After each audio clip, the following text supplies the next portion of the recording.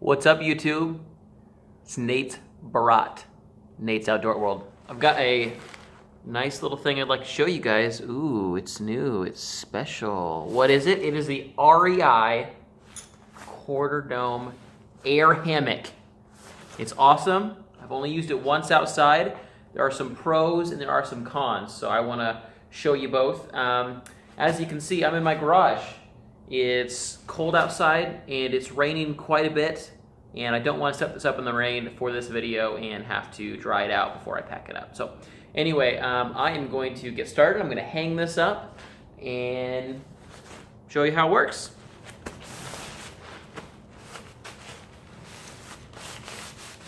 Actually, it'll probably get a little bit wet anyway because the garage floor is a little wet from parking in here. But a couple things I'd like to note. A lot of you guys don't know this, but this hammock is meant to keep you separated. It does not close in on you. So it's wide, like this. Makes a huge difference for comfort, like a massive difference for comfort. So we're gonna hang this up and we'll show you how it works.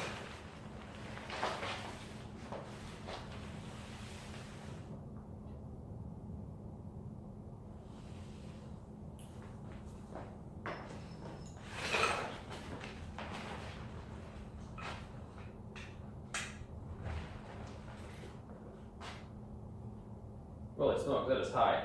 All right, we're gonna lower this, so just in case my little stabilizers aren't amazing, we can not fall on our faces.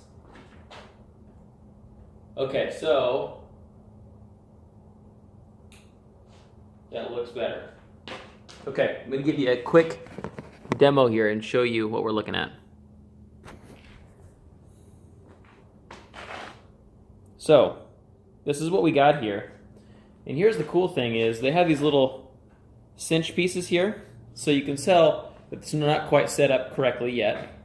But this kind of raises the top part, the bug net, to be above your head and not touching you, because that would drive me nuts. I don't know about you, but basically you just pull that tight, and it sticks up. See that? Pull this one just a little bit more. There we go. Now look at that. How does that look, you guys? Pretty awesome, right? Now, there's a couple other things, too, that I want to mention. When you're dealing with a hammock, it's going to be cold there underneath. It's going to be very cold unless you have a couple of things. So, for one, you guys probably know that if you have a sleeping bag or a so let's say a down bag, for instance. And now that thickness, right, synthetic or down, that loft on the top of your sleeping bag is what keeps you warm. It's that trapped air in between. Now, the reason you have a pad, for instance, is because when you're laying on your sleeping bag, it's pushing down all that loft. You're laying on top of it, so it's not very warm. It's not retaining heat. So this is no different. You have to have a pad or you have to have an underquilt. Now, I bought the underquilt that goes with this, and I want to show you how it works and how I like it in comparison to using a sleeping pad. Okay, so I repositioned a couple things. They recommend that you only have this about 2 feet off the ground or less. I've got it about 3.5 feet off the ground or so. So I threw a blanket under there just in case where I attach this is not going to work.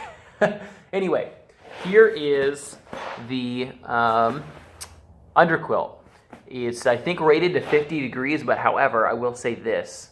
I used it when it was about 40, and I sleep cold. I sleep very cold, and I was totally fine. I did have a pretty good sleeping bag, a Nemo sleeping bag, but I was opening up. I mean, I was pretty warm. So I think they're being very generous when they say, oh, 50 degrees.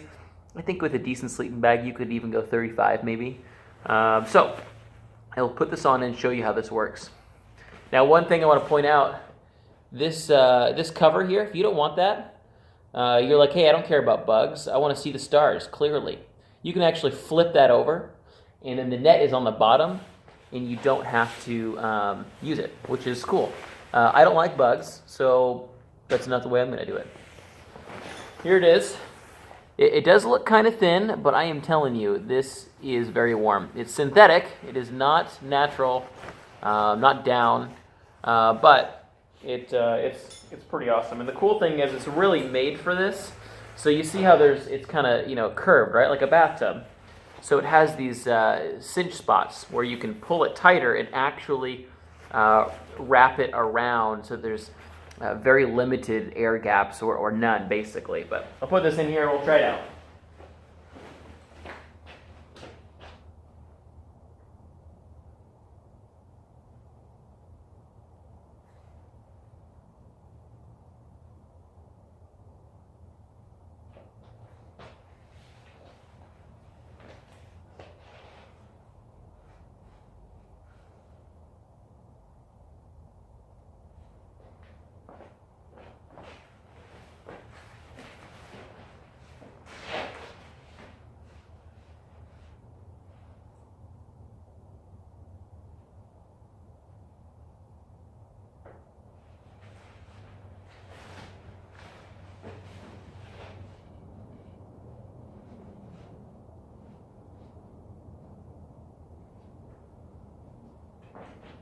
Okay, it looks cozy, right? I'm going to show you what we can do with this. Guys, I'm not a video editor, so don't make fun of me. So there's a little bit of a gap here, right? So this can actually be pulled through and tightened. So then you can tighten this so it pulls closer together. I'm not going to do this one-handed, but you basically attach it there and you tighten it however you like. Now, even so, just like this, you're really not losing a whole lot. Not on the bottom, more by like your head, right? And when you lay in it, by the way, this attaches too. Do you guys see that? It's got a little attach point. So leaving it as is, there's a little bit of a gap, but that goes right here. And there's basically no gap after that. Now, same thing on this side. You can attach this directly through and pull that tight. You can even change how tight it is, not just lifting it up. Now, one thing I want to note, these are not the straps that came with it. These are similar ones. They're kind of like the Atlas strap, but it's a different brand. But there's a whole lot you can change on here too. So basically changing the height is all done through this cable. And you just pull this piece down and it gets closer together, right? Now, here is how it looks from a distance. Very cozy, very sleek. It is kind of that orange color that you see from REI products a lot. However, they kind of cover it up with the base, kind of make it look a little more natural with kind of a navy blue piece there, which I do really like. Let's get in and try it out, huh? All right. Now, this is not to height at all.